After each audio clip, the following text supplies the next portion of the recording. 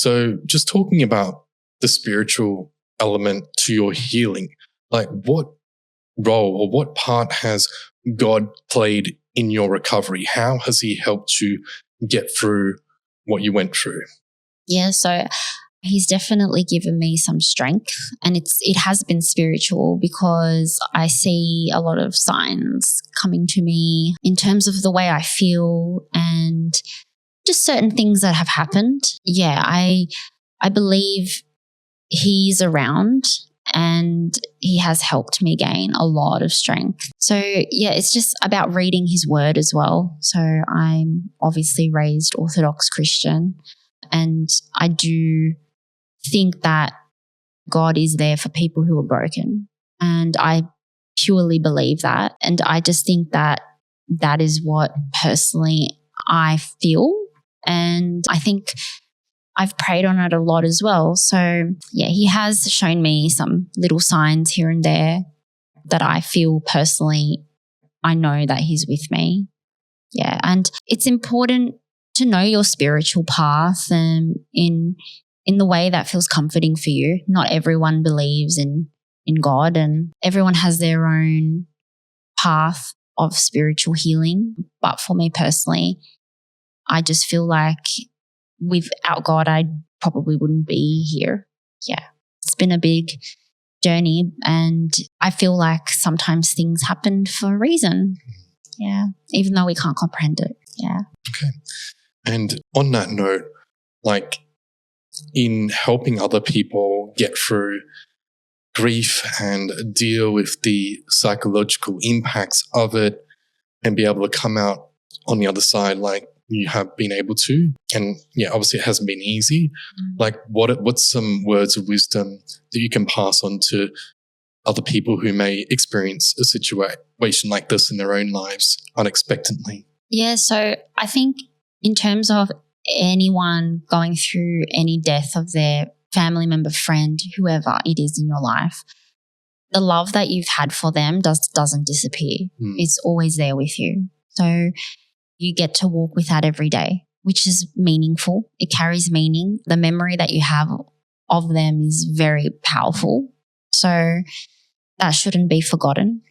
So I think we can learn to just support one another, but also don't forget the moments that you've had with them, because at the end of the day, grief it has nowhere to go. It's love, and it has nowhere to go.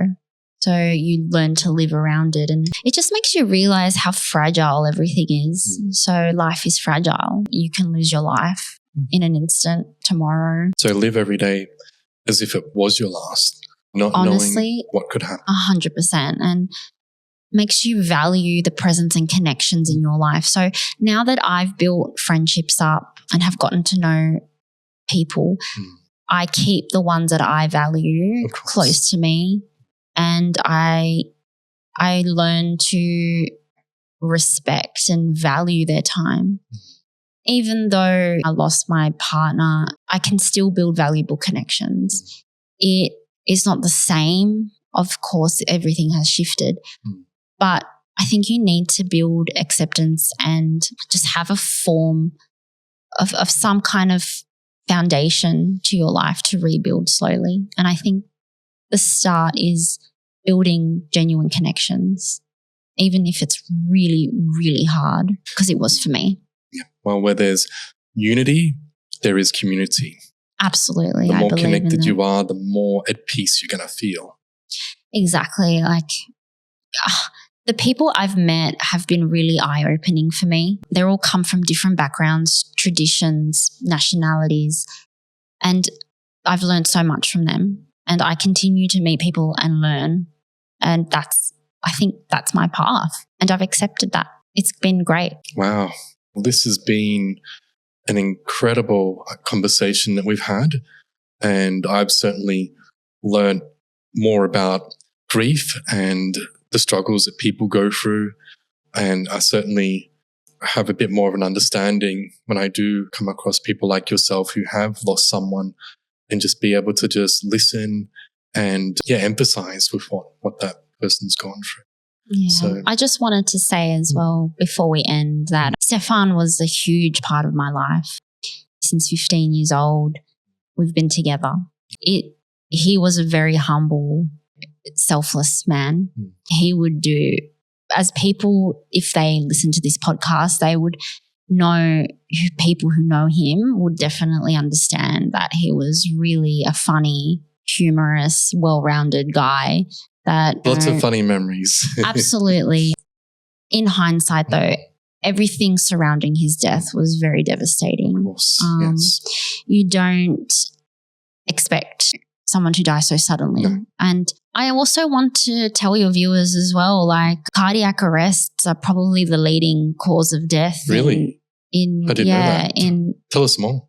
Yeah, so a lot of people have cardiac arrests, and we need to, my advice is for everyone to check their heart and check their blood pressure as well, because there's a huge connection between blood pressure and heart issues. And if one is not functioning, then the other one gets affected. So blood pressure is really hard sometimes to diagnose and treat. As much as simplistic it might seem, some doctors may miss the signs of blood pressure. So you may go into a doctor and you might have high blood pressure and the blood pressure reading is actually normal. But then the next time it might be high and you haven't checked it, and it can fluctuate. So get a blood pressure monitor and check, because Stefan's cause of death could have been prevented if he had been on blood pressure medication. And because it was missed for a while, his heart ended up being enlarged and he ended up having a cardiac arrest, and the symptoms are very silent. It's something at the age of 29 or 28, people don't expect to check their heart at that age. No. And you'd think you're normal. Like you're fine, you're healthy. Honestly, though, it's a big, big thing though. I'm advocating for that because you just don't know. And our heart is the only organ that pumps and keeps us alive. Yeah.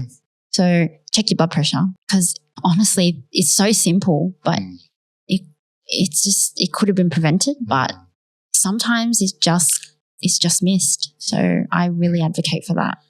Wow, that's such a powerful insight. And yeah, I mean, like I say, cardiac arrest is the biggest killer. Yeah, it's one of them. It's one of them, yeah. I mean, a heart attack can happen as well, but heart attack is, people don't realize that heart attacks and cardiac arrest are completely different. Sometimes people are like, oh, he had a heart. No, he didn't have a heart attack. He had a cardiac arrest. So cardiac arrest doesn't come with, it can come with symptoms beforehand, like breathlessness and maybe swelling of parts of your body, which I didn't really know. Actually, I did, after he passed away, I did see some signs, but you don't put that together to say that it's a cardiac arrest, or, oh my God, he's going to have a cardiac arrest tonight. Like you just don't know. But with heart attack, it can come with some symptoms like pain in your chest and down the arm, and like when you're running, you can get like some chest pain that you might need to take care of. But a cardiac arrest is just, you can just collapse in and there. And if you don't perform CPR in, I think it's within 8 to 10 minutes, if you don't do CPR within those minutes, you're practically you have brain damage and you're brain dead. So it's so important to do CPR straight away. For sure. And unfortunately, because Stefan was in the bed for so long, I don't know how long he was there for, unresponsive.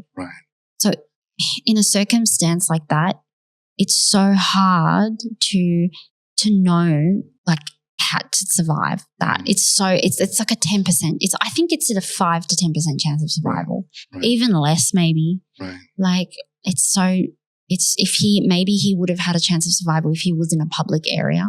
But even then, because of the heart and how enlarged it was, it probably wouldn't have made a difference. So it also depends on the defects you have. And I've really learned a lot about the heart throughout this whole experience and journey. Like I honestly didn't think it was like that serious until like I've read the gist of everything. So I'm a big health advocate when it comes to these things. I've changed my health around even because I'm scared.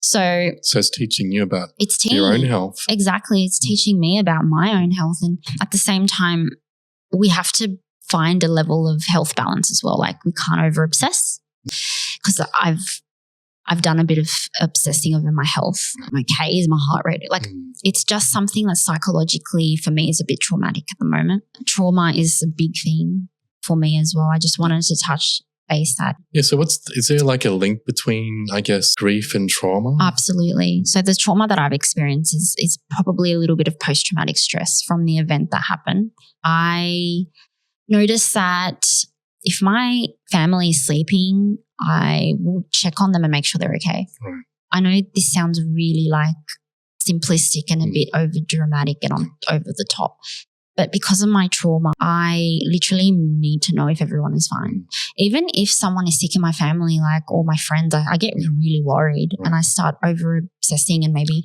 worrying if they're okay. It's probably a good thing. It is. I'm learning to navigate that, but at the same time, like I need to learn to mellow out a bit and not stress so much about everybody's health. But I think, Steve, this is what trauma does. Like it's not fun. It's bad. Like you have to learn to navigate it. And in the moment when you are worried about someone and nothing's really going on, that's the thing that really drives me insane a little bit. So learning to deal with that is hard, but I feel like it's management at the end of the day. And just going back to the heart, like what are some of the other key, I guess, lessons or I guess insights that you've discovered as you've been studying the heart? Well, the heart, as I said, is the most functional, needed organ for the body to make you alive. Yeah. So it's important that you get your heart checks too, get your scans, How often would you suggest, just based on general research? So if you haven't done a heart scan, I recommend get it done now. Right. And then whatever your specialist recommends, like if there's nothing wrong, maybe depending on what the specialist says, he'll suggest you come back maybe in a year or two, or depending on if you have a condition or not. Certainly you don't want anything. No. But as we age, things tend to get you can end up with those conditions like arrhythmias, and that's also important as well because that can lead to heart problems as well. So arrhythmia is actually a big thing that can send your heart into an electrical like output, like a cardiac arrest, which is an electrical thing in your heart. So think of it as like electricity. Like if the electricity goes out, you've got no power. So if the heart's electricity goes out, you got no life.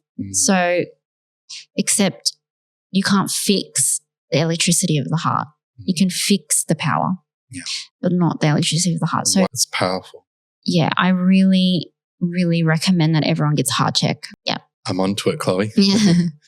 No, like even just hearing all these things you've just said, it's like I probably might go to a doctor, just get some general checks. And the thing is, like, people tend to leave it when they get like really old or older. And often by then the conditions have already started to become apparent. Yeah. So why can't we focus on early intervention? Why can't we focus on getting to these things sooner? Because we don't know. We don't anticipate them. Unfortunately, Steve, also some GPs and general practitioners, like they know about the heart and they don't, and they advocate for good health. But in terms of the symptoms and what to look out for, like if you come into them tomorrow and say you got chest pain, they won't immediately think that, you're gonna have a cardiac arrest tomorrow. But you need prevention. In my case and in everybody's case, like you'd think that they would advocate for like heart scan, which I hope they do, but they should do that. And if you have a dismissive doctor in any realm of health, like whatever it is, whatever disease, they're definitely out there, and they're not like, it's not a good thing. No. They need to listen to you, and you need to advocate for your health. If they're not listening, you need to advocate for your health. And if that means switching 100 doctors, then you have to do that. For sure. Because at the end of the day, you can get fobbed off really easily, and that's all around the world. In Australia, in America, everywhere. Like you have to advocate for your health. Don't put anything off. If you feel symptoms, don't put anything off. No, the doctor says, look, this is just something everyone goes through. It's not that bad. Here's some medication. No. If you're genuinely concerned, like you said, it's like go to try a different doctor, see a specialist, advocate, like you say, advocate for yourself. Don't just trust their word. I mean, it's not that doctors are always necessarily wrong. It's just that sometimes they don't advocate enough for you. And no, they don't. And they will easily fob you off. And like I said, if it takes you being dramatic over something that's really bothering you, then do that because it could just save your life. Absolutely. Wow. Thank you so much for being on the Will to Win podcast, Chloe. This has been really an eye-opening experience for me, and I'm sure for all my viewers and people who tune into this podcast episode. I think they're going to get a lot out of it. And whether you've gone through grief or whether it happens to you in the future, this is something that people can just relate to and help them just be able to deal with it better if it does happen to them. Yeah, it's not a circumstance that you want in your life. Definitely not. But at the same time, I think people need to be aware of life is precious and it can end tomorrow. And I hope that this brings some form of comfort to other people that have experienced something similar. And I hope my story can help others. And I've learned a lot from other people who shared their stories. So